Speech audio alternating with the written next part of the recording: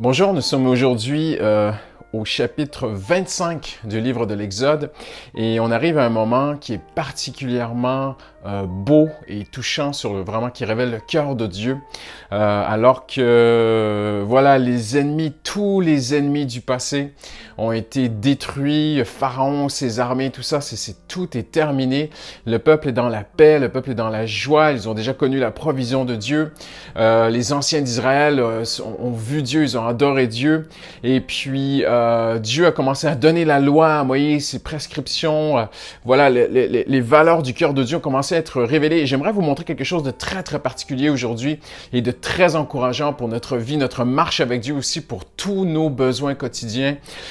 C'est à quel point Dieu avait tout prévu et à quel point tout était déjà précisément dessiné, mesuré, préparé avec précision dans le cœur de Dieu, parce qu'à partir du chapitre 25, 26, 27 et jusqu'à peu près le chapitre 28, Dieu va donner maintenant les prescriptions, les mesures, les plans, les précisions pour sa maison. Et c'est très touchant parce que ça nous montre que le Seigneur a ici un moment de cœur à cœur avec son serviteur, avec Moïse.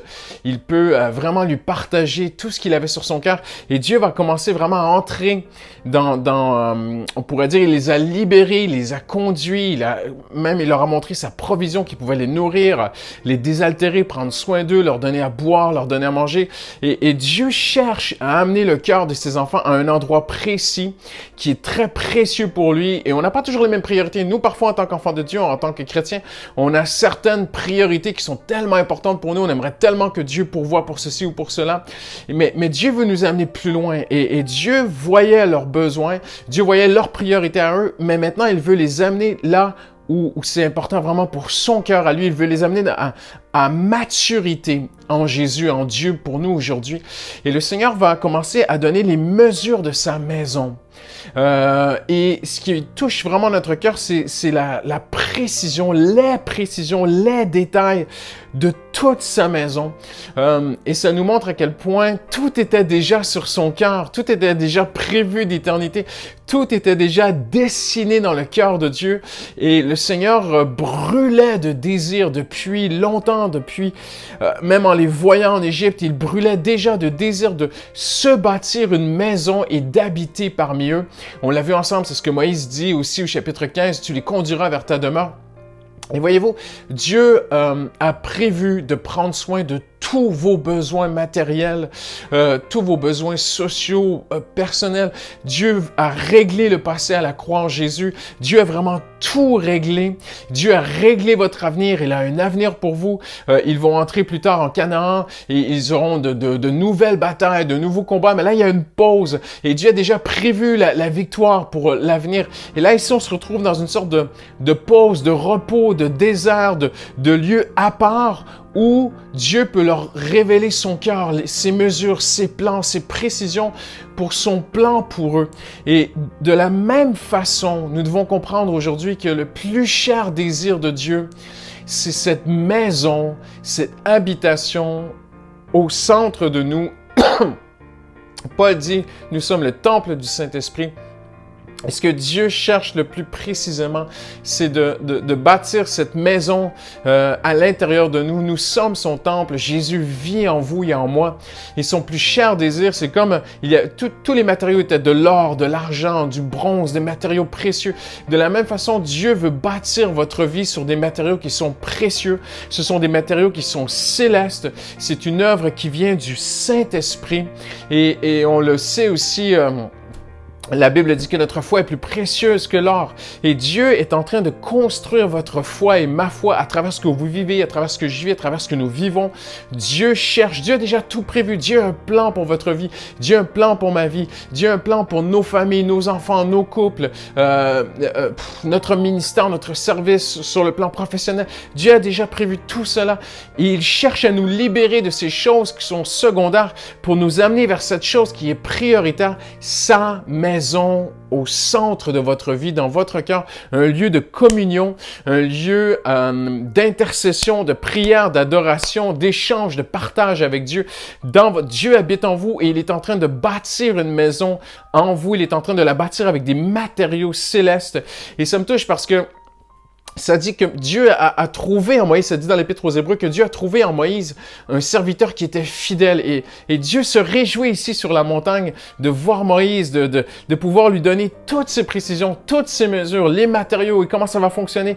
Et il sait que Moïse note, il sait que Moïse le fera, il a confiance en lui et Moïse l'a fait. Mais l'Épître aux Hébreux nous dit que Jésus est encore plus fidèle que Moïse sur sa maison. Et j'aimerais vous encourager aujourd'hui, si Christ vit en vous, s'il ne vit pas encore en vous, vous pouvez vraiment l'inviter dans votre vie, faire de lui le Seigneur de votre vie. Mais si Jésus vit en vous, eh bien, vous avez cette assurance extraordinaire qu'il veille à construire votre vie. Il veille à se construire une habitation, une maison de prière, une maison de communion. Ce n'est pas par vos efforts humains, par vos mérites personnels, par quelque forme de rituel, de liturgie, de religiosité que vous allez y arriver. Vous devez compter sur le Saint-Esprit qui habite en vous. C'est lui qui le fera. Il ne le fera pas sans vous, bien sûr, il le fera avec vous, mais c'est lui qui doit bâtir sa maison. C'est ce que Hébreu dit. Il doit veiller à bâtir sa maison. Alors, en terminant aujourd'hui, quelle est notre part? Eh bien, c'est tout d'abord de croire simplement, parce que la Bible dit que notre foi est plus précieuse que l'or. Et on voit que la maison de Dieu a été construite avec des matériaux fins, des matériaux de grande valeur, avec de l'or, de l'argent, du bronze. Et voyez-vous, de la même façon, il nous faut d'abord vraiment croire que Christ vit en nous et qu'il veille à construire nos vies, que tout concourt au bien de ceux qui aiment Dieu, que les choses, les circonstances de ma vie, ce qui m'arrive, Dieu les suscite parfois ou Dieu les utilise. Mais Dieu, quand ça dit tout concourt au bien, c'est tout se met ensemble et se construit ensemble pour notre bien. Et Dieu est en train de construire ma vie, votre vie, pour qu'on puisse marcher de plus en plus par l'Esprit, de plus en plus sensible à sa voix, de plus en plus dans sa parole et sa présence. Il y a aussi à trois reprises, le Seigneur dit quelque chose de très important en terminant, c'est qu'il va dire à Moïse, non seulement il lui donne des instructions précises, des mesures précises, même des couleurs, les matériaux, il lui donne vraiment un grand détail dans les plans, mais j'aimerais en terminant souligner qu'à 3 reprises, le Seigneur va lui dire, selon ce qui t'est montré sur la montagne, selon ce qui t'est montré. Ça dit littéralement, d'après le modèle que je vais te montrer. Et ça, c'est au chapitre 25 et verset 9. Et puis, il reprend au verset 40. Regarde et fais tout d'après le modèle qui t'est montré sur la montagne. N'est-ce pas extraordinaire? Chapitre 27, verset 8. Il sera fait tel qu'il est montré sur la montagne. Donc, non seulement Dieu lui a dit, mais Dieu lui montre. Et en terminant aujourd'hui, j'aimerais vous encourager à avoir des moments régulièrement où vous vous placez, vous vous coupez de tout et vous vous placez devant Dieu dans un moment de qualité afin qu'il vous montre, afin qu'il vous révèle dans votre cœur.